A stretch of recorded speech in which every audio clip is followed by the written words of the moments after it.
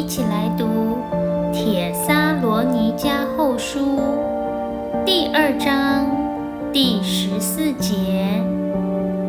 神借我们所传的福音，召你们到这地步，好得着我们主耶稣基督的荣光。我们一起来祷告。亲爱的主耶稣，我感谢你成为我道路，我感谢你成为我生命。不管我是开心是难过，我都要歌唱敬拜你。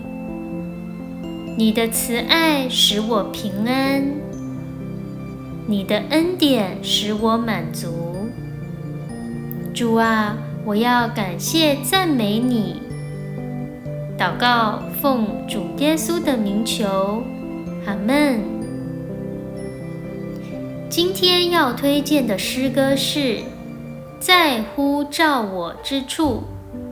让我们一起唱诗歌，一起学中文吧。